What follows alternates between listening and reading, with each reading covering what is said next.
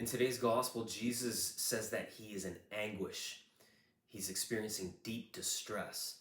And the reason is because he's looking ahead to when he's going to be crucified and put to death. Now, the thought of enduring a slow and painful death by crucifixion, that's enough to induce stress in anyone. But for Jesus, it wasn't just the physical aspect of the crucifixion that caused him so much distress. I think what bothered Jesus so much was the thought of having to go through his passion, through the humiliation, through his death, through the cross, and think, is this going to be worth it? Are there people out there today and in ages to come who will reject what I'm offering them? Because the reality is, all throughout the ages, there have likely been many and countless people who will not have accepted Jesus' sacrifice and his gift of salvation won through his death. And that weighs very heavily on Jesus' heart. As scripture says, God does not take pleasure in the death of a sinner. God takes no delight in the death of a sinner. If you've ever completed a ridiculously hard task only to realize that it was all for nothing, then you have a small sense of what Jesus was going through, what he would have felt.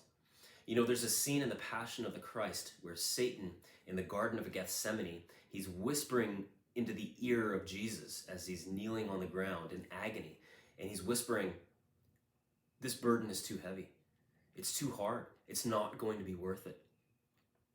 Now, have there been people who rejected and will continue to reject Christ's offer of salvation? Almost certainly. But I can't speak for any of those people, but I can only speak for myself. And the question that today's gospel forces me to ask myself is, have I truly accepted the death of Christ? Have I truly accepted the sacrifice of Jesus? Would Jesus be able to picture my face, for example, in the Garden of Gethsemane in his imagination and say, yeah, this was worth it. This is going to be worth it.